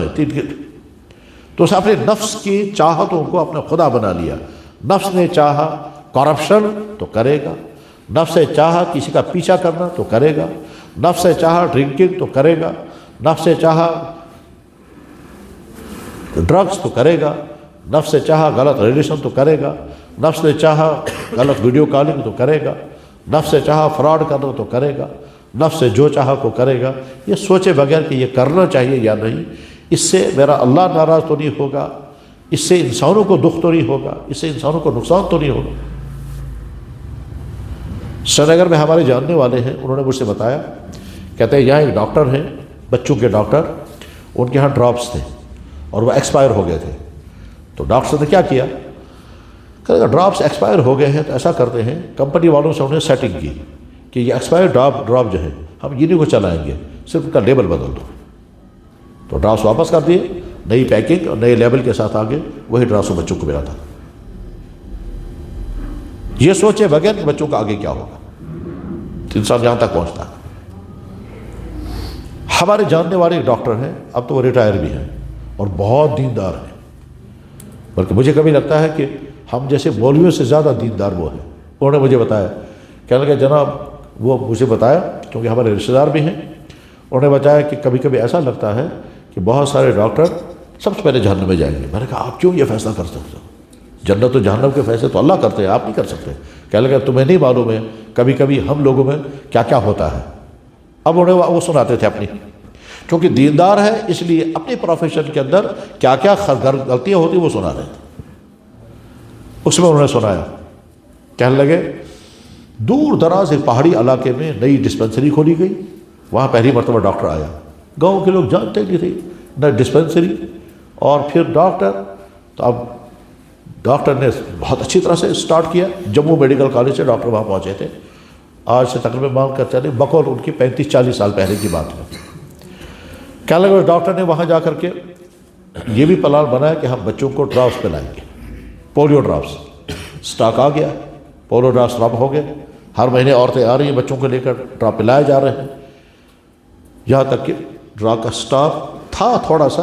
اس کے بعد ڈاکٹر نے سیٹنگ کی ایک دکاندار کے ساتھ، کہا یہ ڈراپ میں تم کو بھیجتا ہو، تو وہاں سے اب جب اگلے مہینے میں عورتیں بچوں کو لے کر کے آئی تو انہوں نے کہا سٹاک ختم ہو گیا ہے، اب دکاندار کے پاس۔ اب وہ عورتیں گئی وہاں اب ڈراپس ان کو چل پلانے لگے، تو جو سٹاک تھا ہسپتال کا وہ اس نے بیچا، ٹھیک چلا گیا۔ دکاندار نے کچھ دن بعد کہا سر وہ تو سٹاک ختم ہو گیا، تب کیا ہوگا؟ اس نے کہا میں کوشش کرتا ہوں جلدی سے سٹاک آنا چاہیے۔ فی الحال جلدی سے سٹاک نہیں پہنچا۔ دکاندار نے کہا ڈیٹیں آ رہی ہیں تو میں کیا کروں گا اس وقت؟ تو اس نے کہا پھر نلکے کا پانی بھر دو ٹیوب میں۔ اب ٹیوب میں نلکے کا پانی بھرا گیا، اب جب عورتیں آ رہی ہیں تو بچوں کو پانی پلایا جا رہا ہے۔ یہاں شہر میں تو نلکوں کا پانی صاف شفاف ہوگا، پہاڑوں میں جو نالوں کا پانی آتا ہے وہی پیا جاتا ہے۔ تو وہ ٹیوب میں بھرا گیا اور بچوں کو یہ کہہ کر یہ ڈاکٹر رونے لگے، کہنے لگے میں سوچتا ہوں جن بچوں کو وہ نالے کا پانی پلایا گیا پولیو ڈراپس کے نام پر، اگر کسی بچے کو پولیو ہو گیا تو زندگی بھر وہ اس مصیبت میں پھنسا اور ذمہ دار ہمارا ڈاکٹر ہوگا۔ ٹھیک، ایک اس کے مقابلے میں میں نے ایک واقعہ پڑھا ہے، کتاب میرے پاس موجود ہے، یہ علی گڑھ یونیورسٹی سے میگزین نکلتا ہے، اس میں واقعہ لکھا ہوا ہے، وہ میگزین میرے پاس موجود ہے۔ برطانیہ سے ڈاکٹروں کی ٹیم تیار ہو گئی، اب ان کو فیلڈ میں جانا ہے۔ تو جو کالج کے پرنسپل تھے انہوں نے کہا میں کوشش یہ کروں گا کہ آپ لوگوں کو سی آف کریں گے اور ہمارے ملک کے یعنی برطانیہ کے اس زمانے کے جارج کون رہے ہوں گے، جارج پنجم یا ششم کون سے رہے ہوں گے، یعنی وہاں کا پی ایم، ان کو لاؤں گا۔ چنانچہ کسی طرح سے ان کا ٹائم لیا گیا، تو انہوں نے بتایا کہ فلاں دن ہم آئیں گے۔ ٹھیک ہے صاحب، اب یہ جو ڈاکٹر تیار ہوئے ہیں اب جو فیلڈ میں جائیں گے، انہوں نے انٹرنس بھی کر لیا ہوگا، ہاؤس جاب کر لیا ہوگا، اب ان کو فیلڈ میں جانا ہے۔ تو اس پرنسپل صاحب نے ان لڑکوں سے کہا کہ دیکھو اب آپ اس کالج سے رخصت ہو رہے ہو، میں زیادہ نصیحتیں تم کو نہ کروں گا نہیں، ان کا ٹائم بہت لمٹ ہے، تو میں تمہیں ایک بات سناتا ہوں، اور وہ یہ کہ جب میں نیا ڈاکٹر بنا تھا، جب میں ڈاکٹر بنا تھا تو ابھی میں نے پوری طرح سے پریکٹس شروع بھی نہیں کی تھی، تو ایک دن رات کے 2 بجے باہر کسی نے آواز دی، میں اٹھا، جو لکھتا ہے کہ لندن کی سردیوں کی راتیں تھی، برف گر رہی تھی، میں نے سوچا کون اٹھے گا اس سردی میں؟ پھر مجھے خیال آیا میں ایک ڈاکٹر اور زندگی بھر مجھے پیشنٹوں کے لیے ہر وقت تیار رہنا ہے، یا مجھے اس پروفیشن میں آنا ہی نہیں تھا۔ اب میں آ گیا ہوں تو مجھے اپنا رویہ بدلنا ہوگا۔ کہنے لگا میں اٹھا، دروازہ کھولا تو ایک بڑھیا عورت تھی باہر، وہ کپ کپا رہی تھی اور کہہ رہی تھی سردی کی وجہ سے کہ میرا بیٹا بیمار ہے، میں نے سنا تم ڈاکٹر ہو، تم وہاں تک آؤ۔ میں نے کہا ہاں ٹھیک ہے میں آؤں گا۔ کہنے لگے میں اس کے ساتھ چلا، اس نے لکھا جملے میں، لندن کی گلیوں میں برف کے اندر سے میں گزرتا رہا، چلتا رہا، یہاں تک کہ باہر کسی گاؤں میں پہنچا۔ میں نے دیکھا اس کا بیٹا جو ہے وہ جوان بیٹا ہے، مگر وہ بخار میں کپ کپ آ رہا ہے۔ اب میں نے اس کو اس وقت کیا کیا کیا ہوگا وہ تو آپ لوگوں کو معلوم ہوگا، ڈاکٹر نے اس وقت کیا کیا کیا اسے، تو کہتا ہے آدھ پون گھنٹے میں اس کو تھوڑا سا آرام ہو گیا، اس کو پسینہ آ گیا، تو تھوڑا آرام ہو گیا، تو پھر میں بیٹھا، اور پھر جب میں چلنے لگا تو بڑھیا نے مجھے ایک لفافہ دیا، اس میں پیسہ، اور دوسرا لفافہ دیا، اس میں کچھ گفٹ۔ تو میں نے کہا نہیں مجھے نہیں یہ لینے ہیں، میں تو ایک ڈاکٹر ہوں اور یہ میرا کام ہے۔ اس بڑھیا نے کہا نہیں دیکھو تم راہ پہ آئے ہو اور میری طرف سے یہ ضرور لے لو۔ میں نے کہا نہیں میں نہیں لوں گا، اور میں آتا رہوں گا تب تک جب تک تمہارا بچہ ٹھیک نہیں ہوگا۔ یہ کہہ کر کہ وہ ان تمام نئے ڈاکٹروں سے کہہ رہا ہے کہ بس آپ کی زندگی کا مشن یہی ہونا چاہیے، آپ کا مشن پیشنٹ کا ٹھیک ہونا، یہ مشن ہونا چاہیے، نہ کہ کچھ اور۔ یہ کہا اس نے اور بیٹھ گیا۔ اب جو اینکر چلا رہا تھا پروگرام، ڈائس سیکٹری، اس کو دعوت دینی ہے پی ایم صاحب کو، اب آپ آ جاؤ۔ تو اس کے دعوت دینے سے پہلے ہی پی ایم صاحب خود ہی آ گئے مائک پر، اور مائک پر آنے کے بعد پھر دائیں بائیں دیکھا، پھر اس کے پاس آئے اور اس کے ہاتھوں کو بوسہ دیا، اور بوسہ دینے کے بعد کہا سر 20 سال سے میں آپ کو ڈھونڈ رہا ہوں۔ اس نے کہا کیوں؟ کہا لگا جس لڑکے کا آپ نے علاج کیا تھا وہ میں ہی ہوں، اور میری ماں نے کہا تھا کہ دیکھو اب تم پالیٹکس میں آ گئے، تم آگے چل کر کے اس ڈاکٹر کو ضرور ڈھونڈنا جس نے تمہارا اس وقت علاج کیا تھا۔ تو میں 20 سال سے تمہیں ڈھونڈ رہا ہوں، کہیں تم مجھے مل جاؤ۔ تو آج آپ مل گئے سر، اب آج کے بعد آپ میڈیکل کالج کے پرنسپل نہیں، اب آپ کو ہیلتھ منسٹر بنائیں گے یا میڈیکل کا کچھ اور۔ نے کہا مجھے کچھ نہیں بننا، میں یہاں ٹھیک ہوں، میں یہ بچے تیار کر رہا ہوں، قوم کے لیے سرمایہ یہی بن رہا ہے، مجھے وہاں منسٹری نہیں چلانی ہے، مجھے یہاں یہ کرنا ہے۔ یہ بھی ایک انسان ہے اور وہ بھی ایک انسان ہے۔ انسان کا نفس اگر صحیح ہو گیا تو بس اب یہ انسان انسانوں کے لیے رحمت ہے، اور اگر انسان کا نفس بگڑ گیا تو یہ انسان کی شکل میں نہ جانے کیا ہوگا۔ میں نے ابھی تھوڑی دیر پہلے مثال بتائی کہ ڈاکٹر نے دوسری کی کڈنی نکالی، وہ بھی انسان ہے، وہ بھی انسان ہے۔ اور آپ کو بتاؤں، نام تو نہیں دوں گا، اسی ہاسپٹل میں جس میں یہ واقعہ ہوا، اسی ہاسپٹل میں ڈاکٹر ہے غیر مسلم، اس کے پاس پیشنٹ آ رہے ہیں، علاج چلتا ہے۔ ایک دن ایک ٹائم ایسا آ گیا کہ ہر پیشنٹ جو مسلمان تھا وہ کہتا تھا سر ہمارا رمضان ہے، ہم دن میں دوائی نہیں کھا سکتے۔ انہوں نے کہا اچھا ٹھیک ہے یہ پانی پی، انہوں نے کہا پانی بھی نہیں پی سکتے۔ انہوں نے کہا پانی نہیں پیو گے تو مر جاؤ گے، کتنی دیر پانی نہیں پینا ہے؟ کہنے لگا سر 12 گھنٹے صبح سے لے کر شام تک پانی نہیں، کہا ایک قطرہ بھی نہیں پینا ہے؟ انہوں نے کہا نہیں پینا ہے۔ کہتا کھڑے کیسے رہو گے؟ تو کہنے لگا نہیں یہ تو آرڈر ہے، ہم نہیں پی سکتے پانی۔ کہتے ہیں بڑی دلچسپی ہوئی اس سے کہ یار یہ کیسا ان کا سسٹم ہے کہ 12 گھنٹے 14 گھنٹے تک یہ کچھ نہیں کھائیں گے، لقمہ بھی منہ پر نہیں رکھیں گے، پانی بھی نہیں رکھیں گے۔ اس نے کہا ہمارے ہاں بھی ہے مگر وہاں ہم بہت ساری چیزیں کھاتے ہیں، بس پکی ہوئی چیز نہیں کھاتے۔ ہمارا روزہ اتنا ہی ہے کہ ہم نیچرل چیز تو کھائیں گے لیکن پکی ہوئی چیز نہیں کھائیں گے۔ لیکن ان کا روزہ بڑا عجیب ہے۔ کہتے ہیں یہاں سے مجھے دلچسپی پیدا ہوئی روزے کے بارے میں، دلچسپی پیدا ہوئی روزے کے بارے میں۔ پھر میں نے روزے کی ساری فلسفی پڑھی، اس فلسفی میں یہ بھی لکھا ہوا تھا کہ روزے کی وجہ سے تمہارا نفس کنٹرول میں آئے گا، برائی کے خیالات کنٹرول میں آئیں گے۔ کہتے ہیں روزے کے دوران میں نے یہ بھی پڑھا کہ پرافٹ محمد نے جوانوں کو یہ کہا ہے کہ جلدی نکاح کرنا، اگر جلدی نکاح نہ کر سکے تو پھر تم روزے رکھنا، اور روزے رکھنے کی وجہ سے تمہارا نفس جو ہے وہ برائی کی طرف نہیں جائے گا۔ کہا میں سوچنے لگا یہ کیسے ہوگا، روزے کا اس سے کیا تعلق ہے؟ میں نے کہا چلو تجربہ کر کے دیکھتے ہیں۔ ڈائٹنگ تو ویسے بھی میڈیکل میں بہت اچھی چیز ہے، معلوم ہی ہے۔ کہنے لگا صاحب میں نے اسے پوچھا بھائی روزہ کیسے رکھتے ہیں؟ انہوں نے کہا جی صبح کو اس ٹائم تک آپ کو کھانا ہے، پھر شام تک کچھ نہیں کھانا، یہ روزہ ہے۔ کہ میں نے کہا ٹھیک ہے میں بھی رکھتا ہوں۔ کہنے لگا جب میں نے روزہ رکھا تو میں نے اس دن فیل کیا کہ میرے پاس اگر فیمیل پیشنٹ اگر آتا تھا تو میں چیک اپ کے دوران بار بار کہتا تھا دیکھو آج تمہارا روزہ ہے، غلط انٹینشن کے ساتھ چیک اپ مت کرنا۔ کہتا میں حیران ہو گیا یہ فیلنگ کیسے آ گئی میرے اندر کہ آج تم نے روزہ رکھا ہے، غلط فیلنگ کے ساتھ ٹریٹمنٹ مت کرنا، غلط فیلنگ کے ساتھ چیک اپ مت کرنا۔ کہتا اگلے دن میں نے روزہ نہیں رکھا تو نارمل تھا، پھر 2-4 دن بعد میں نے پھر روزہ رکھا، اس دن پھر میرے، تو میں سمجھ گیا کہ روزے کی وجہ سے انسان کے اندر ایک نئی فیلنگ پیدا ہو جاتی ہے، جس کے بعد پھر انسان کے برے خیالات نہیں آتے ہیں۔ کہتے ہیں یہ پہلا رمضان تھا اور اسی رمضان میں مسلمان ہو گیا، اور اب مجھ سے جب کوئی پوچھتا ہے مسلمان کیوں ہوئے، میں کہتا ہوں رمضان میں مجھے مسلمان بنا۔ کتاب میرے پاس موجود ہے جس میں یہ لکھا ہوا ہے۔ غرض یہ کہ انسان کی جو نفس ہے، یہ نفس ہی انسان کو غلط راستوں کی طرف لے جاتا ہے۔ ہم اگر اس کو کنٹرول کرنے میں کامیاب ہو گئے تو برائیوں سے بچ سکتے ہیں۔ میں عرض کر رہا تھا آج کے جوانوں کے لیے 3 مسئلے۔ نمبر 1، ان کا مائنڈ سیٹ بن جائے۔ کیا مطلب؟ ہم مسلمان ہیں، مسلمان گھر میں پیدا ہوئے ہیں، ہمارا عقیدہ یہ ہے کہ کائنات کو خالق و مالک ایک اللہ ہے، وہ وحدہ لا شریک ہے، اس کے سامنے ساری کائنات بے بس ہے، وہ کسی کا محتاج نہیں، وہ ان چیزوں کا بھی محتاج نہیں ہے جن چیزوں کی ضرورت انسانوں کو ہے۔ انسانوں کے اندر کچھ چیزیں ہیں ضرورت، کچھ ہے انسانوں کے اندر کمیاں۔ کھانا پینا ہماری ضرورت ہے، یہ عیب نہیں ہے۔ نیند ہماری ضرورت ہے، یہ عیب نہیں ہے۔ اللہ ان سے بھی پاک ہے۔ اور جو کمیاں ہمارے اندر ہیں وہ کمیاں ہیں، اللہ ان کمیوں سے بھی پاک ہے جو انسانوں کے اندر ہیں۔ اللہ ان ضرورتوں سے بھی پاک ہے جو انسانوں کے اندر ہے۔ وہ اللہ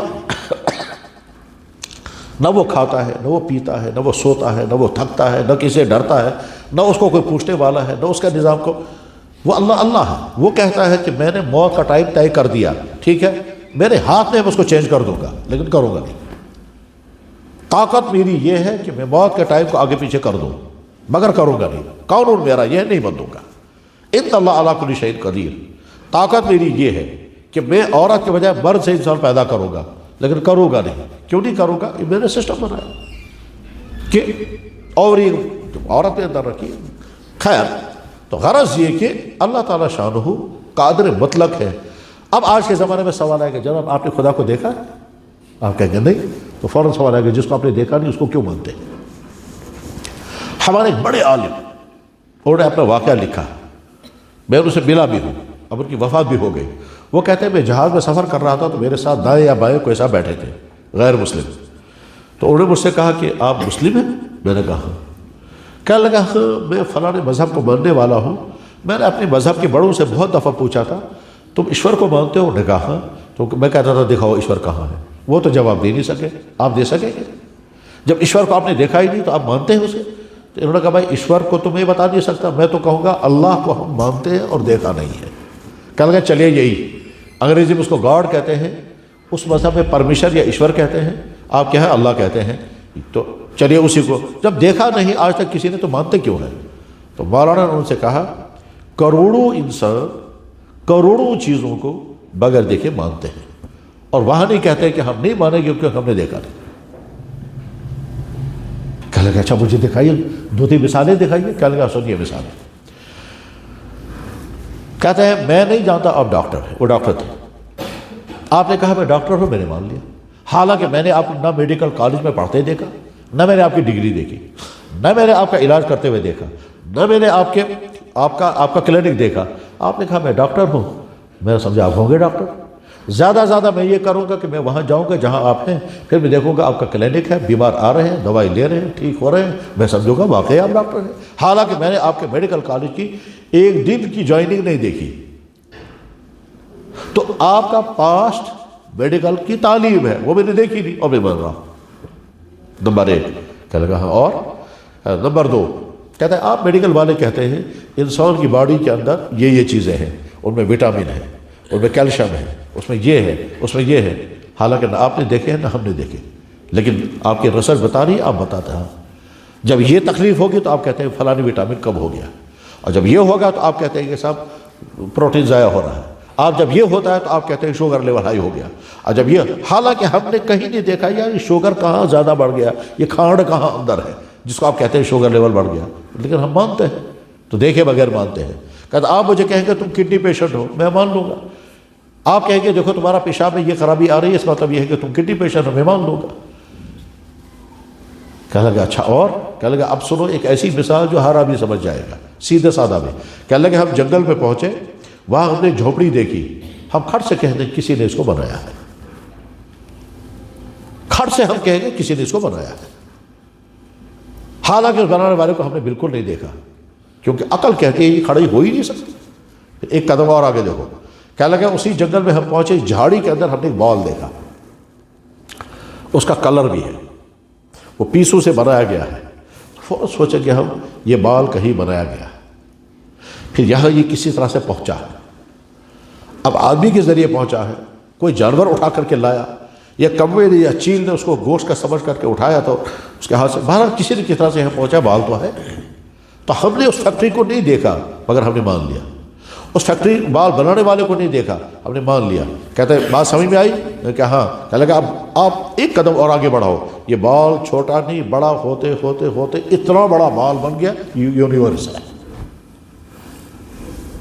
اور اس یونیورس میں گلیکسی ہے، اس یونیورس میں سٹارز ہیں، اس یونیورس میں لاکھوں سورج ہیں، اس یونیورس میں لاکھوں اور آپ نے شاید پڑھا ہوگا، ضرور پڑھا ہوگا کہ جب ہم یونیورس کو پڑھتے ہیں تو کتنی بڑی ہے، بہت بڑی، پھر اس میں گلیکسیاں کتنی، پھر ایک گلیکسی کے اندر کتنے سورج ہیں کہ لاکھوں سورج، ہماری گلیکسی کا نام ملکی وے ہے، تو اتنی بڑی ہے ساری دنیا۔ اس کے بعد ہم کہتے ہیں کوئی تو ہے بنانے والا۔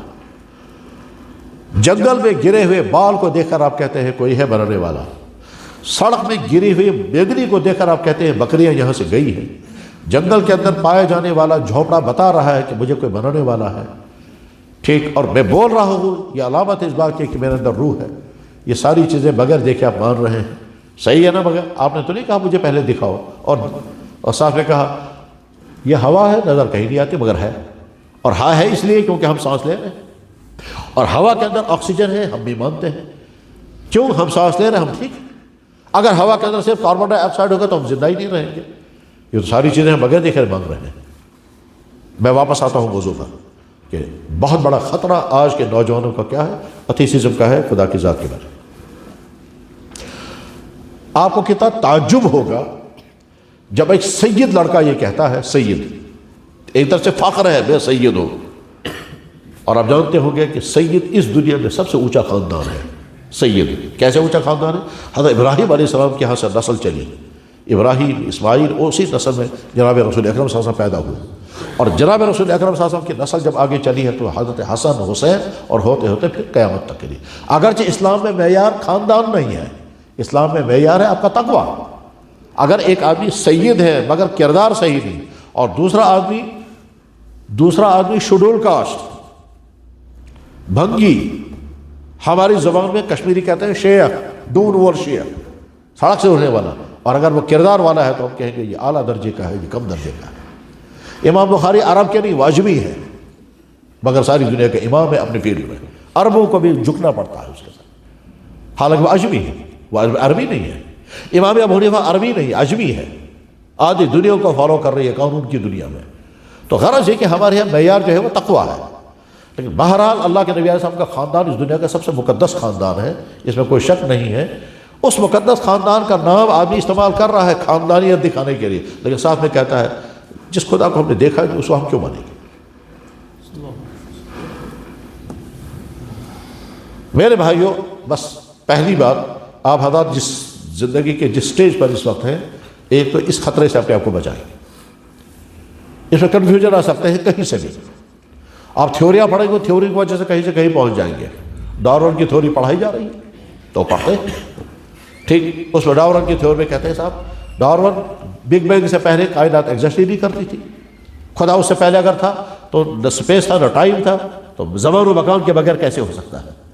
تو جواب میں زمان و مکان مخلوقات کے لیے چاہیے، خالق زمان و مکان کا محتاج نہیں ہے۔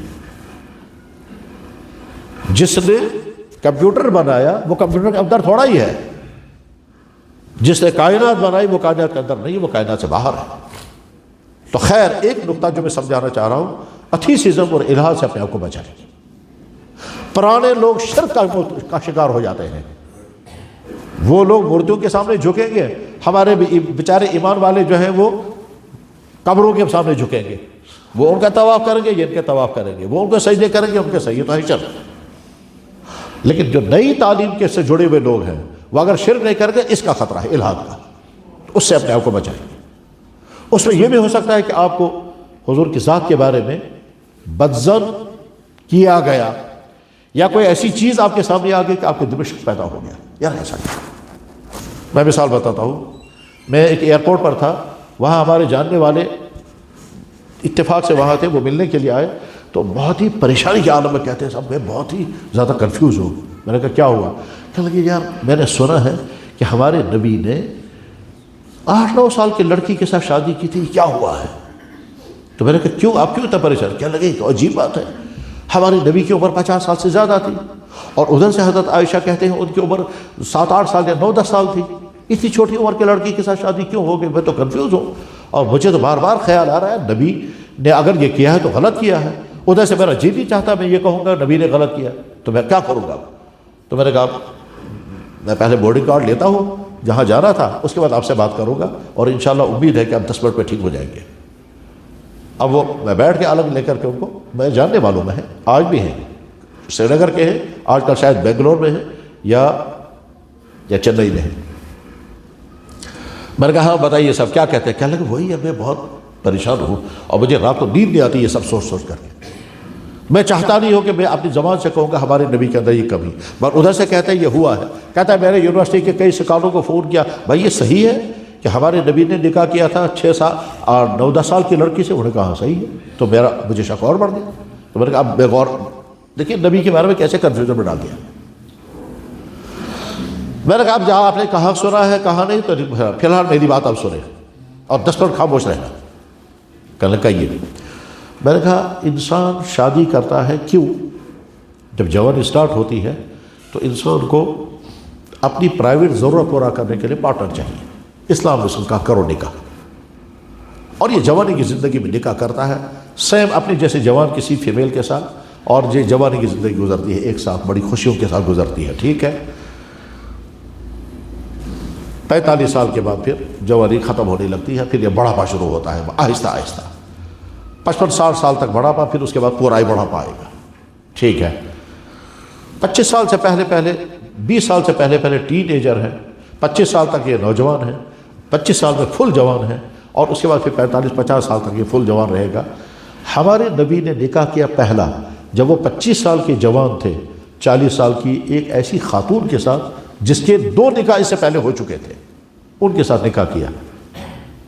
کیا سمجھ میں آتا ہے کہ ہمارے نبی نے نکاح اس غرض کے لیے کیا تھا جو غرض عام طور پر ہوتی ہے، ہونی چاہیے، ہاں غرض وہی تھی، مگر اس میں غلط انٹینشن کہاں تھا؟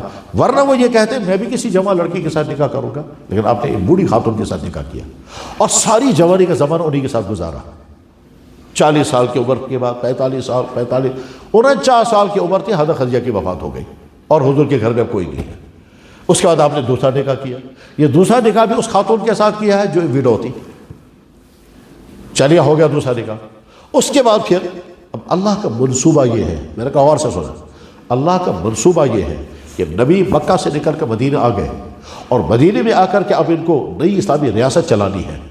نبی کی پرائیویٹ زندگی بھی انسانوں کے لیے قانون ہے، اس پرائیویٹ زندگی کو ریکارڈ میں لانا ہے، اس پرائیویٹ زندگی کو ریکارڈ میں لانے کے لیے ایک ایسے شخص کو اندر پہنچانا ہے کہ جو بہت ہوشیار، سمجھدار، غور و فکر کرنے والا، ہمت، اور بہت دنوں تک وہ زندہ رہنی چاہیے۔ ظاہر نکاح کے بغیر نبی کی پرائیویٹ زندگی میں بیڈ روم میں کون آ سکتا ہے؟ تو اللہ نے کہا وہ عائشہ ہے ابو بکر کی صدیق کی بیٹی، آپ اس کے ساتھ نکاح کریں۔ ٹھیک ہے، حضور کو دکھا، خواب میں حضرت جبریل آئے، آپ کے سامنے ایک تخت پیش کیا، آپ نے کھول کر دیکھا تو حضرت عائشہ تھی، ہو گیا نکاح۔ تو اللہ کے نبی نے حضرت عائشہ سے نکاح اس ضرورت کے لیے نہیں کیا ہے جو ضرورتیں ہوا کرتی ہیں عام طور پر، یا تو ہماری پرائیویٹ ضرورت پوری ہو جائے اور یا پھر ہمیں اولاد مل جائے، وہاں تو پرائیویٹ ضرورت کا مسئلہ ہے اور اولاد کا مسئلہ ہے۔ وہاں تو مسئلہ یہ ہے کہ نبی کے ساتھ ایک ایسا شخص ہمیں ساتھ لگانا ہے جو ان کی ساری زندگیوں کے ریکارڈ کرے، اور اسی لیے نبی نے آخری دن حضرت عائشہ کے کمرے میں گزارے۔ اللہ کے نبی کے آخری دن کیسے گزرے ہیں، امام بخاری نے اس کو پورا چیپٹر اور اکثر حدیث حضرت عائشہ کی ہے کہ حضور کے آخری دن اس طرح گزرے، صبح یہ ہوا، شام یہ ہوا، یہاں تک کہ حضرت عائشہ کہتی میری گود میں حضور نے اپنی جان دی ہے، میرے سینے کے ساتھ لگے ہوئے تھے اور حضور دنیا سے رخصت ہو گئے ہیں۔ پھر 48 سال اس کے بعد زندہ رہی ہے۔ تو اس غرض کے لیے اللہ نے حضرت عائشہ کو حضور کے گھر میں پہنچایا تھا۔ آگے صحابہ کرام میں کسی مسئلے میں دو رائے ہو جائیں گی، فیصلہ کون سنائے گا ان کو؟ کیونکہ نبی کی پرائیویٹ زندگی کا پتہ نہیں ہوگا تو حضرت عائشہ کا فیصلہ سناتی تھی. اب لوگ فلاں مسئلے میں دو رائے ہو گئی ہے، میں حضور کے ساتھ رات کے اندھیرے میں ہوا کرتی تھی، اس مسئلے کا فیصلہ یہ ہے. اس غرض کے لیے حضرت عائشہ کو حضور کے گھر میں لایا گیا، نہ کہ وہ ضرورت جو عام طور پر انسانوں کی ہوتی ہے. یہ کہتا ہے میرا دماغ کھل گیا.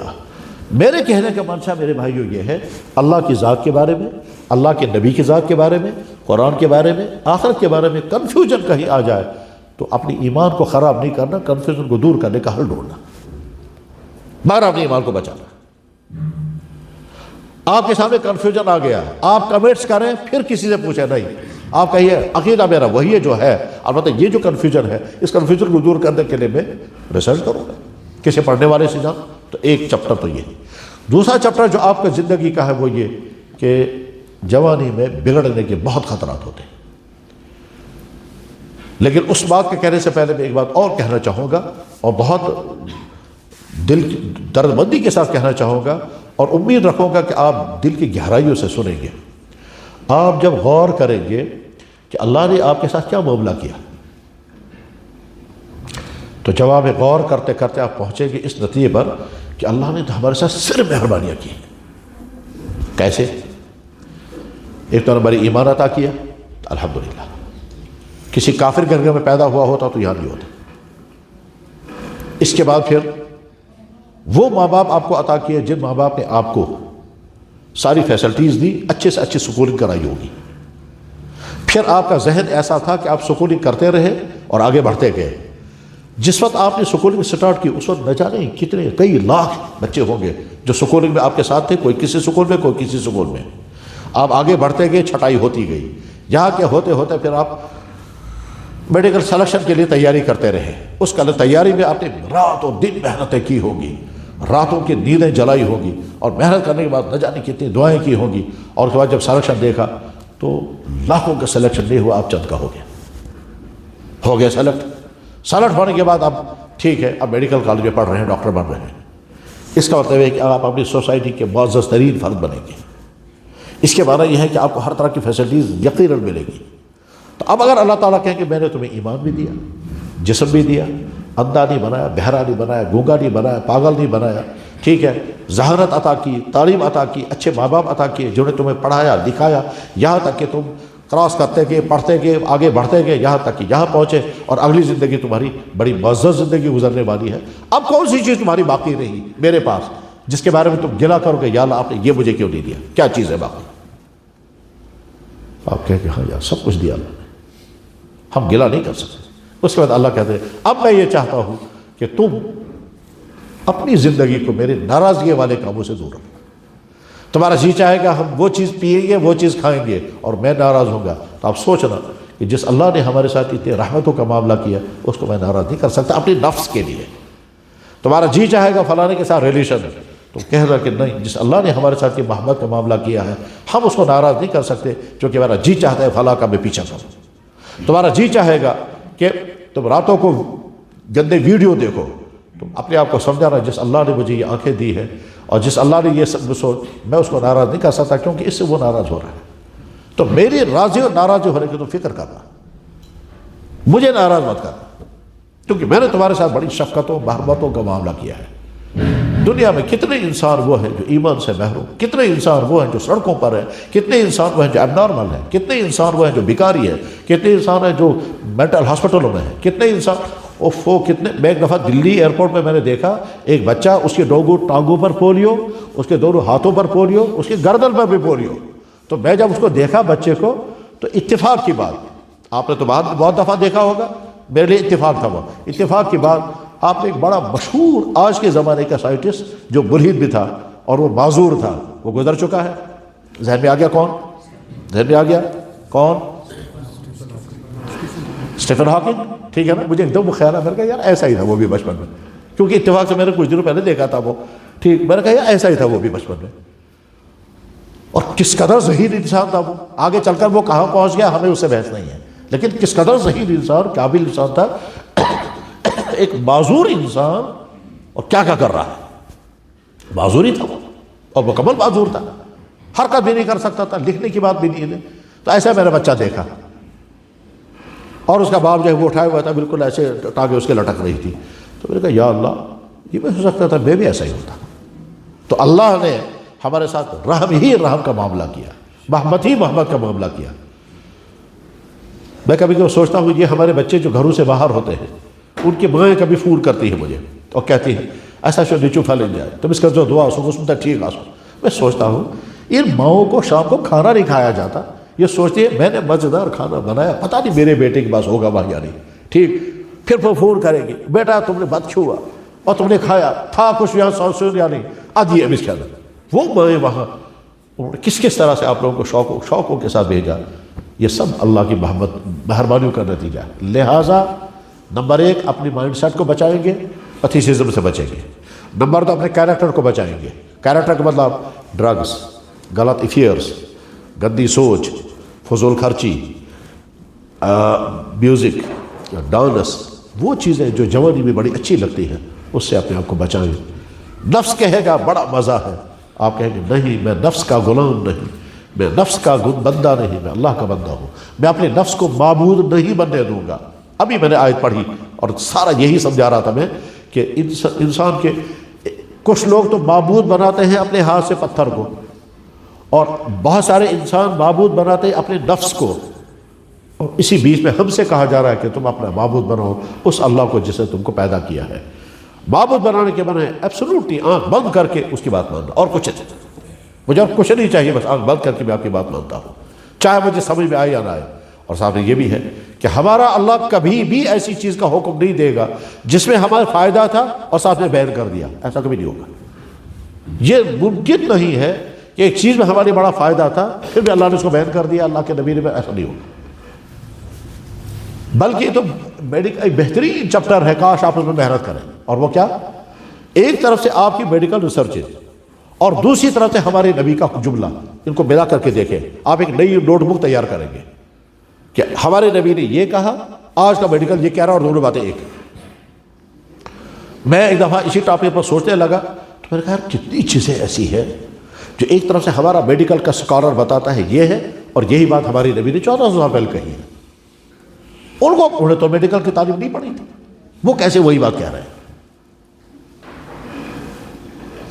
میں نے دفعہ وہ کتاب پڑھی، اس میں کوئی یورپین اسکالر، میڈیکل کا اسکالر، وہ کہتا ہے یہ جو چھینک کیوں آتی ہے، چھینک کیوں آتی ہے اس کی ڈیٹیل تو آپ کو آپ کی کلاسوں میں پڑھایا جاتا ہوگا. چھینک کیوں آتی ہے وہ کہتا ہے کہ اچھا اس نے چھینک پر پوری ریسرچ کی، پوری بک لکھی. ایک مسلمان ڈاکٹر اسے ملا تو وہ جب بھی ملتے تھے تو وہ چھینک کی کہانیاں سناتا تھا اسے، چھینک کی ریسرچ. ایک دفعہ اس مسلمان نے کہا یار تم سناتے ہو مجھے ہمیشہ چھینک، میں بتاتا ہوں ہمارے نبی نے کیا کہا چھینک کے بارے میں. اس نے کہا کون آپ کا نبی؟ کہتا پرافٹ محمد. انہوں نے کہا وہ کہاں ہے؟ کہنے لگا وہ تو بہت پہلے تھے. کب تھے؟ انہوں نے کہا 1000 سال سے زیادہ ہو گئے. کہنے لگا وہ کیا کہے گا، یہ تو آج کی ریسرچ ہے. ان کو کیا پتا؟ انہوں نے میڈیکل پڑھا تھا؟ انہوں نے کہا نہیں. وہاں کا میڈیکل کالج تھا؟ انہوں نے کہا کوئی نہیں. کوئی بک ان کے پاس تھی؟ انہوں نے کہا کوئی نہیں. کہا وہ کیا کہہ سکتا ہے چھینک کے بارے میں؟ اس نے کہا آپ سن تو لیجیے. ٹھیک ہے، کیا کہا ہے آپ کے نبی نے؟ کہ ہمارے نبی نے کہا جب تمہیں چھینک آئے تو الحمد پڑھو. اس نے کہا اس کا میننگ کیا ہے؟ کہا اس کی میننگ یہ ہے کہ جب تم الحمد پڑھو تو بہت اچھا ہو گیا اور گاڈ کو تھینکس کرو کہ اس نے تم کو یہ چھینک لگا دی. کہنے لگا ہاں اس کا مطلب یہ ہے کہ ان کا کنسیپشن رہا ہے چھینک آنی چاہیے. ان کو کس نے کہا تھا؟ یہ یہاں سے آگے اسے سیرت پڑھنی شروع کی اور آگے چل کر سبق ہوگا. تو ہمارے نبی نے 1400 سال پہلے کہا چھینک آئے تو الحمد پڑھو. اب جب چھینک کا ریسرچ آپ کریں گے تو آپ دیکھیں گے اس کے بعد پتہ چلے گا ہمارے نبی نے الحمد کیوں پڑھوایا. آپ اس میں یہ بھی ڈاٹا دیکھیں گے کہ چھینک کے دوران دنیا میں کتنی انسان مر جاتے ہیں، ریشو کیا ہے. جو ہی ہم سانس اوپر کو کھینچتے ہیں، ہم سانس جب تو باڈی کے تمام چیزیں رک جاتی ہیں، اور اس کے بعد جب چھینک واپس کرتے ہیں تو پھر واپس آ جاتی ہے. اسی بیچ میں وہ تاڑے مر جاتے ہیں، بس وہیں سے گر گئے، واپس آیا ہی نہیں سانس. اب پتہ چلا ہمارے نبی الحمد کیوں کہا. غرض یہ کہ آپ کے سامنے بہترین سبجیکٹ بنے گا، بہتر ٹاپک بنے گا. کیا کہ آپ ہمارے نبی نے کیا کہا اور آج کا میڈیکل کیا کہتا ہے، اس کی وجہ سے آپ کا ایمان بڑھے گا. تو میں پھر واپس آ کر کے کہتا ہوں اپنے ایمان کو بچائیں، اپنے کردار کو بچائیں اور اپنی صحت کی حفاظت کریں. آپ تو صحت کے فیلڈ میں ہیں، اس لیے آپ جانتے ہیں کہ کن کن چیزوں سے انسان کو بچنا ہے. اگر آپ سے پوچھا جائے کہ جناب یہ جو مارکیٹ میں چیزیں کھائی جا رہی ہیں، pizza, burger, cold drinks, chocolate, آپ میڈیکلی بتائیے صحت کے لیے یہ کتنے فائدے مند ہیں؟ جواب آئے گا کچھ نہیں، جواب آئے گا کچھ نہیں، نقصان ہی نقصان۔ آپ سے اگر پوچھا جائے کہ جناب لیمو کا ایک گلاس، لیمو کے پانی کا گلاس زیادہ بہتر ہے یا کوک کی بوتل یا سپرائٹ کی بوتل، تو جواب آئے گا لیمو کا گلاس بہت فائدے مند ہے اس کے مقابلے میں۔ اب جب لوگ یہی چیزیں استعمال کریں گے تو اس کا مطلب یہ ہے کہ ہم اپنی صحت کو آگ لگا رہے ہیں۔ جب ہم رات بھر موبائل کے ساتھ اٹیچ رہیں گے، پڑھنے کے لیے نہیں، غلط چیزیں دیکھنے کے لیے، اس کا مطلب ہم اپنی صحت کو نقصان پہنچا رہے ہیں۔ تو اپنی صحت کی حفاظت، اپنے کیریکٹر کی حفاظت اور اپنی ایمان کی حفاظت، بس یہ تین چیزیں مجھے عرض کرنی تھی۔ اور اس میں رکاوٹ آئے گی آپ کا نفس کو کنٹرول کرنے کا راستہ ڈھونڈے اور بار بار دیکھیں کہ میں برے خیالات دل میں لاتا ہوں تو میرا اللہ اسے جانتا ہے، ان برے خیالات میں برا قدم اٹھاتا ہوں تو میرا اللہ اسے جانتا ہے، اور اس کے بعد پھر اگر میں نے کوئی غلط چیز کھائی، غلط چیز پی، غلط کام کے لیے چلا تو میرا اللہ مجھے دیکھتا ہے۔ مجھے اپنے نفس کے پیچھے نہیں چلنا ہے، نفس کو اپنے پیچھے چلانا ہے۔ قرآن میں اور حدیثوں میں خالص جوانوں کے لیے مستقل چپٹر تو نہیں ہے، لیکن باقاعدہ اسی نقطے سے اللہ تعالیٰ شان و مضمون بیان کرتے ہیں۔ مثلا فرمایا جوانوں کی جماعت تھی جب پورا ملک شرک میں اور عیاشی و فحاشی میں ڈوب رہا تھا، ان جوانوں نے کہا کہ ہم توحید، ان جوانوں نے کہا کہ ہم دین پر قائم رہیں گے چاہے ہمیں گھر چھوڑنا پڑے، نکل گئے وہاں سے۔ وہاں جوانی کو ہائی لائٹ کیا۔ از اول فتیۃ، جب جوانوں کی ایک جماعت تھی جنہوں نے ملک چھوڑ دیا اور پہاڑوں میں چلے گئے، اصحاب کہف انہیں کو کہتے ہیں، کہف والے غار میں چلے، لیکن انہوں نے کمپرومائز نہیں کیا۔ وہ ان سے لڑ نہیں سکتے تھے، انہوں نے کہا ہم اب کم سے کم اپنا دین بچائیں گے، نکل گئے۔ یوسف علیہ السلام کے واقعے میں سینکڑوں انسانوں کے لیے نصیحت ہے، سینکڑوں انسانوں کے لیے، ان میں سب سے اہم ترین نصیحت حکمرانوں کے لیے ہے جب وہ حکمران بنے، اور دوسری اہم ترین نصیحت جوانوں کے لیے تھے جب ان کو آفر کیا جا رہا تھا گناہ کرنے کا، اور انہیں کیسے اپنے آپ کو بچا لیا۔ اور پھر ایک نہیں، پہلے تو ایک عورت پیچھا کر رہی تھی، بعد میں مصر کی تمام حسین ترین عورتیں ان کا پیچھا کر رہی تھی۔ اس وقت انہوں نے کہا یا اللہ، میں پہلے ایک سے بچنے کی کوشش کر رہا تھا، اب وہ ساری میرے پیچھے پڑ گئی، تو میں جیل میں جانا پسند کرتا ہوں مگر یہاں نہیں رہوں گا جہاں مجھے گناہ کروایا جائے گا، میں یہاں نہیں رہوں گا، چلیں گے جیل میں۔ ربی، اے میرے رب، السجن احب الی، میں جیل جانا پسند کروں گا مگر اس گناہ میں نہیں جاؤں گا۔ رب السجن احب الی مما یدعوننی الی، یہ جس چیز کا آفر مجھے کر رہی ہیں میں جیل جانا پسند کروں گا مگر یہ نہیں کروں گا۔ جیل چلے گئے، اور کوئی جرم تھا بھی نہیں، 12 سال جیل میں رہے۔ تو جوانوں کے لیے، اور سب سے مقدس ترین جوانی محمد رسول اللہ صلی اللہ علیہ وسلم، اس جوانی میں کوئی داغ نہیں۔ ان کے دشمن ہر طرح کے الزام لگاتے تھے لیکن کبھی یہ نہ کہہ سکے کہ تمہاری جوانی خراب رہی ہے، تم نے فلاں غلطی، کوئی نہیں کہہ سکا، بلکہ کہتے تھے کتنا پاک صاف جوان ہے، فخر کرتے تھے ان کی جوانی پر۔ رول ماڈل آپ کے لیے محمد رسول اللہ کی جوانی۔ صحابہ میں سے اکثر صحابہ جوانی کے زمانے میں مسلمان ہوئے ہیں، چند ہی جو بڑھاپے میں، ورنہ اکثر صحابہ جوانی کے۔ حضرت علی تو نابالغ تھے جب مسلمان ہوئے، بچوں میں تھے۔ سعد بن وقاص 16 سال کی عمر کے میں جوان مسلمان، ابو عبیدہ بن جراح 17 سال کی عمر میں جوان بنے تھے، یہ اسلام مسلمان بنے تھے۔ معاذ بن جبل جوان تھے اور مسجد قباء کے امام بنائے گئے۔ عطاب بن اسید 17 سال کا نوجوان مکے کا گورنر بنایا گیا۔ اسامہ بن زید 14 سال کا لڑکا ہے، فوج کا کمانڈر بنایا گیا۔ اور سوال بھی کیا گیا ہم کے سمجھ میں نہیں آ رہا ہے کہ ہمارے نبی نے چھوٹے بچوں کو کمانڈر کیوں بنا دیا۔ حضور نے سنا اور آپ مسجد میں آئے اور کہا میں نے اسامہ کو کمانڈر بنایا ہے، لوگوں کو سوالات پیدا ہو رہے ہیں، چمگوئیاں ہو رہی ہیں، اچھی طرح سے سنو، اس کے والد کو میں نے کمانڈر بنایا تھا، اس وقت بھی لوگ سوال کر رہے تھے، آج میں نے اس کو بنایا، اس پر بھی لوگ سوال کر رہے ہیں، وہ بھی قابل تھا، یہ بھی قابل ہے، وہ بھی میرا پیارا تھا، یہ بھی میرا پیارا ہے، بخاری میں حدیث ہے۔ تو جوانوں کے کندھوں پر کام ڈالا گیا۔ ہمارا جوان عیاشی میں اور فحاشی میں اور آوارگی میں نہیں، آپ کی جوانی قیمتی جوانی ہے، اپنی جوانی کا غلط استعمال نہ ہونے دیں۔ یہ جوانی آپ کے اپنے ہاتھوں میں ہے، آپ اس کو پاک صاف بھی رکھ سکتے ہیں اور خدا نخواستہ اس کو داغدار بھی بنا سکتے ہیں۔ آپ کو داغدار بنانے کے لیے بھی راستے کھلے ہوئے ہیں اور اس کو پاک صاف رکھنے کے لیے بھی آپ کے ہاتھ میں کنٹرول ہے۔ کنٹرول کہتے ہیں بہت مشکل ہے، جی ہاں مشکل ہے، کیوں مشکل ہے؟ میں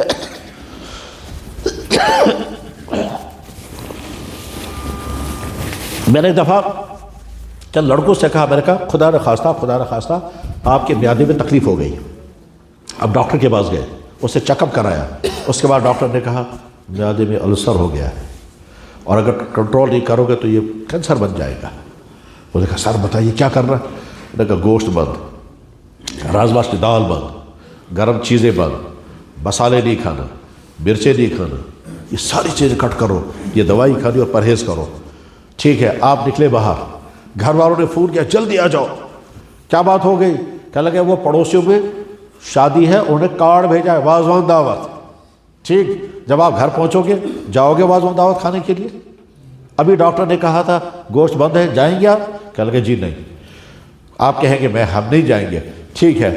آپ گھر والوں سے کہیں گے میں گھر میں ہی کھانا کھاؤں گا، ٹھیک ہے۔ گھر والے کہتے ہیں ہاں ٹھیک ہے، راجما دال اصل بھائی بیچو آچار کھائیں گے آپ کھانا؟ کہنے لگا نہیں جی بالکل نہیں کھاؤں گا۔ میں نے کہا نہ وہ کھا رہے ہیں نہ یہ کھا رہے، کیوں؟ کہنے لگا بیمار، السر۔ میں نے کہا کیسے کنٹرول کر رہے ہیں؟ دوسری مثال، آپ کو اسموکنگ کی عادت تھی، چھاتی میں خرابی ہو گئی، ڈاکٹر کے پاس پہنچے، اس نے جب چیک اپ کیا تو لنگس میں سگریٹ کی وجہ سے خطرناک سٹارٹ ہو گیا ہے۔ ڈاکٹر نے کہا بیٹا پہلا سٹیج، آپ چونک گئے۔ کہنے لگے اگر پرہیز کرو گے ٹھیک ہو جاؤ گے، اور اگر پرہیز نہیں کرو گے تو کل کو دوسرا سٹیج، تیسرا سٹیج تو چھٹی۔ انہوں نے کہا اچھا۔ آپ نکلے باہر، دوست نے فون کیا میڈ ان امریکہ نئی سگریٹ آئی ہے، جلدی آ جاؤ، پئیں گے آپ جا کر کے؟ بالکل نہیں۔ کیسے انسان کنٹرول کر رہا ہے؟ انسان کے اندر اللہ نے پاور رکھا ہے کنٹرول کرنے کا، بس اس پاور کو استعمال کرنا ہے۔ جب اس پاور کا آپ استعمال کریں گے آپ بڑی سے بڑی برائی کو چھوڑنے میں تیار ہو جائیں۔ اور وہ پاور کیا ہے؟ ہر وقت میرا اللہ مجھے دیکھ رہا ہے، میں اپنے اللہ سے چھپ نہیں سکتا۔ بس میں واقعہ سنا کے بعد ختم کرتا ہوں، نہیں واقعہ میں حدیث سناتا ہوں پہلے۔ بخاری میں حدیث ہے، اللہ کے نبی نے فرمایا 7 آدمی قیامت کے دن عرش کے سائے کے نیچے ہوں گے، عرش کے سائے کے نیچے ہوں گے۔ ان میں سے تیسرا آدمی، پہلا دوسرا تیسرا آدمی کیا فرمایا؟ ایسا انسان جس کو کسی عورت نے گناہ کا آفر کیا اور اس نے کہا میں اللہ سے ڈرتا ہوں میں نہیں کر سکتا، یہ آدمی قیامت کے دن اللہ کے سائے کے نیچے ہوگا۔ کیسے لڑا وہ اپنے نفس کے ساتھ؟ نفس کہہ رہا ہوگا یا کوئی دیکھنے والا نہیں، آفر وہیں سے ہے، پریشانی کیا ہے تمہیں کر سکتے ہو، لیکن انہوں نے کہا نہیں میں نہیں کر سکتا، تو یہ آدمی قیامت کے دن عرش کے سائے کے نیچے ہوگا۔ حضرت عمر بن خطاب رضی اللہ عنہ راستے میں چل رہے تھے، شاید ٹائم ہو گیا ہوگا، حضرت عمر بن خطاب رضی اللہ تعالیٰ عنہ چیک کرتے تھے کبھی لوگوں کو، کیونکہ امیر المومنین تھے، تو جنگل سے گزر رہے تھے، چرواہا بکریاں چرا رہا تھا، تو حضرت عمر نے ان سے پوچھا، وہ نہیں جانتا تھا کہ امیر المومنین ہے۔ حضرت عمر ان سے کہا بھائی صاحب میں سفر میں ہوں، بھوکا ہوں، کھانے پینے کا میرا انتظام نہیں ہے، تو کسی بکری کا دودھ نکال کر دے دو۔ انہوں نے کہا بکریاں تھوڑی میری ہیں، مالک مدینہ میں ہے، تو میں اس کی اجازت کے بغیر دودھ کیسے آپ کو پلا سکتا ہوں؟ حضرت عمر نے کہا ٹھیک ہے ایک کام کرتے ہیں، ایک بکری آپ مجھے بیچ دو، میں آپ کو پیسہ دوں گا، آپ کو پیسہ ملے گا، مجھے بکری ملے گی، میں اپنی بکری کا دودھ پیوں گا، تم کو پیسہ ملے گا۔ اب بعد میں مالک جب پوچھے گا نا بکری کہاں گئی، تم کہنا بھیڑیا کھا گیا، بھیڑیا تو کھاتا رہتا ہے بکریاں۔ اس نے کہا ہاں یہ ٹھیک ہے، یہ کر سکتا ہوگا۔ اس آدمی مالک کو تو بتاؤ ہوگا کہ بھیڑیا کھا گیا، مالک کے اوپر جو وہ مالک دیکھ رہا ہے اس کو کیا بتاؤں گا؟ تو حضرت عمر الحمدللہ جب ہمارا چرواہا ایسا ہے، جب ہمارا چرواہا ایسا ہے تو اس کے بعد کوئی گناہ نہیں ہو سکتا ہے۔ اس لیے حضرت عمر کے زمانے میں اسلام طوفان کی طرح سے پھیل رہا تھا اور اس طاقت کے سامنے کوئی ٹک نہیں پاتا تھا۔ خالد بن ولید 30 آدمیوں کو لے کر 30,000 سے مقابلہ کرنے کے لیے پہنچ گئے اور لڑے اور کامیاب ہوئے۔ خالد بن ولید صرف 3,000 آدمیوں کو لے کر کے 2 لاکھ آدمیوں کے مقابلے میں جنگی بوتا اسے ہی کہتے ہیں۔ حیران ہے دنیا کے لوگ اور اس زمانے کے تمام سپر پاور حیران ہو گئے یہ کون سی قوم ہے کہ 3,000 آدمی 2 لاکھ کے مقابلے میں کھڑے ہو گئے، اور 2 لاکھ سپر پاور تھا اس زمانے کا، رومن ایمپائر۔ اس زمانے میں 2 امپائر، پرشین امپائر اور رومن امپائر، تو رومن امپائر کے مقابلے میں 3,000 آدمی کو ایسے لوگ تھے۔ میں کنکلوڈ کرتے ہوئے عرض کروں گا کہ اس عمر میں 3 خطرات ہیں، تینوں خطرات سے اپنے آپ کو بچائیں۔ ایمان کو خطرہ ہے ایتھیزم کا اور شرک کا، کہ کردار کو خطرہ ہے عیاشی، فحاشی، فضول خرچی اور گندے کاموں کا، اور صحت کو خطرہ ہے بگڑنے کا۔ ان تینوں کی حفاظت کا عہد کر کے اٹھیں۔ وآخر دعوانا الحمدللہ رب العالمین برحمتک یا ارحم الراحمین۔